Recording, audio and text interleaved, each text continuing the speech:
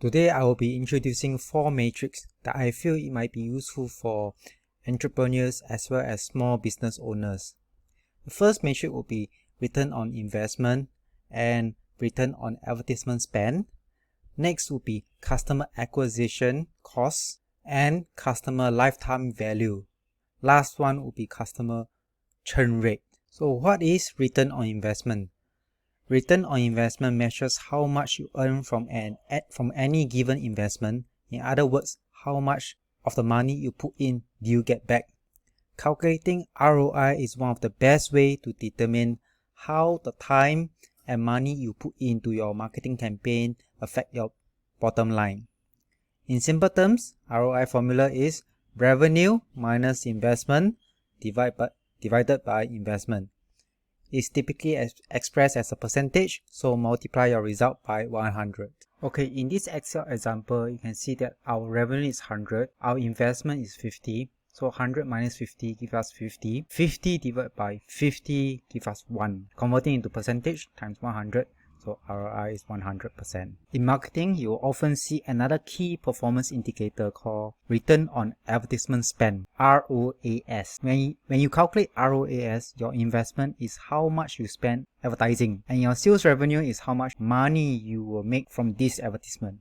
So the formula actually is revenue divided by advertisement cost times 100. Let's say that you want to get your online course in front of more potential students and decide to use Facebook ads to do so. Facebook is one of the most affordable and effective social media platform for paid social ads with an average conversion rate of 9.21%. Say you spend $20 on your Facebook ad campaign and your advertisement reach about 2,000 Facebook users and 9% of them convert. That means that 180 people buy your course at $100 each. So adding up to 18,000 in total revenue. So in the spreadsheet, you can see there's 18,000 and the advertising cost is $20.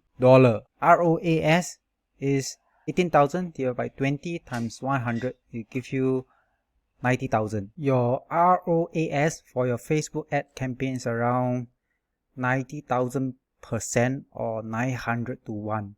In other words, for every $1 you spend on your advertisement, you bring in $900, which is very good. Once you calculate your marketing ROI and ROAS for different channels, you can figure out how your marketing activities individually contribute to your success. Then you can decrease or increase your investment in different marketing initiatives based on your calculations. In our example, Facebook seems like it's working wonders for you to connect with your audience, so you might want to increase your social media advertisement budget in the future.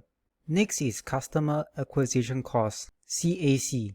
It tells you how much does it cost to acquire a new customer.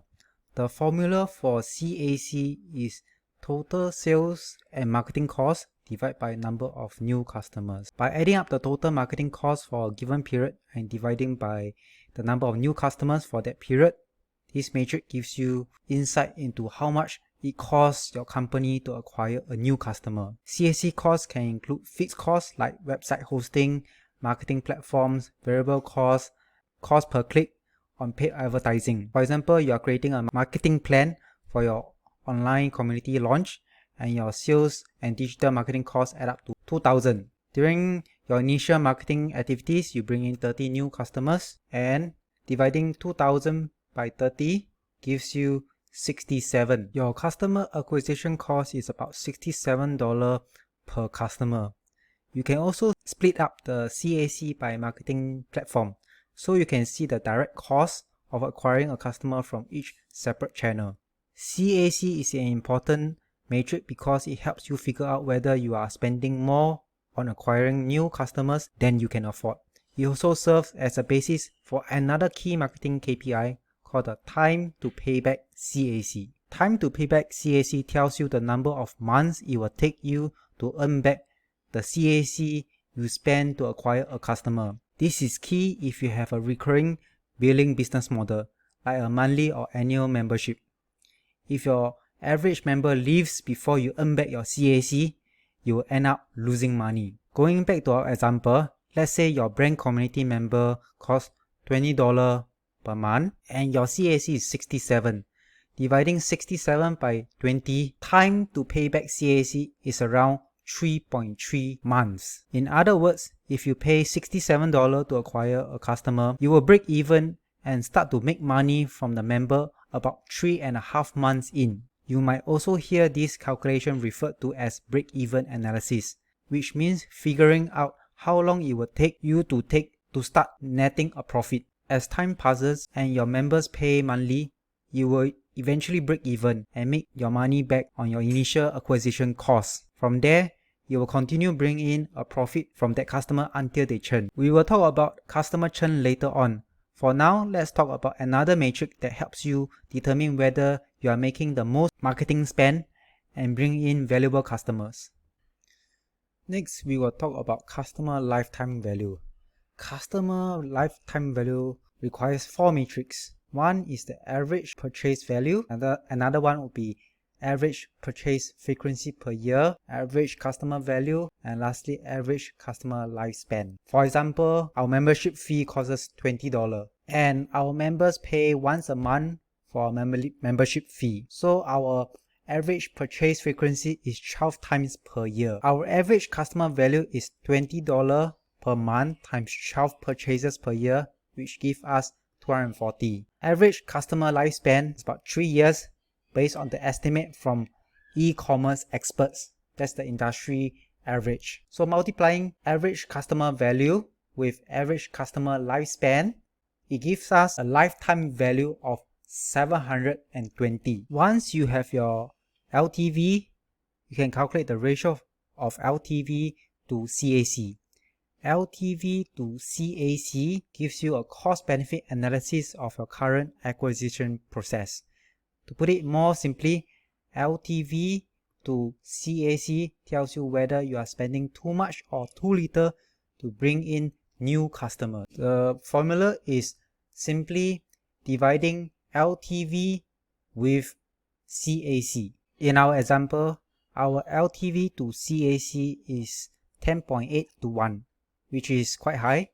An ideal LTV to CAC ratio is 3 to 1, meaning that the value of your customer is 3 times more than the cost to acquire them.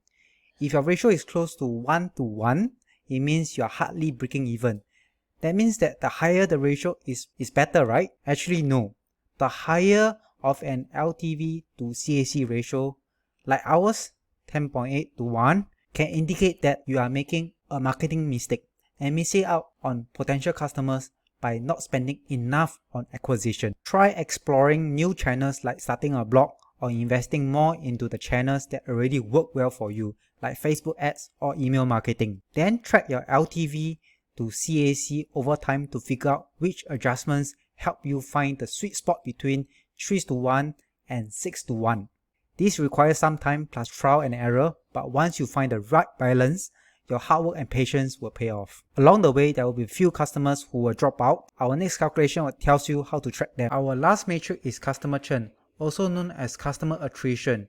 It's when repeat customers leave our business. When we talk about customer churn, we usually refer to when customers stop making recurring payments, like monthly membership or subscription plans. Churn is a natural part of running a business, especially when you have a recurring billing model, like a monthly or annual online community membership. As a benchmark, the overall churn rate across subscription businesses is 5.6%. To calculate churn rate, subtract the number of customers you have at the end of a period, such as a month or a year, from the number of customers you have at the beginning of the period. Divide the number by the number of customers you have at the beginning of the period.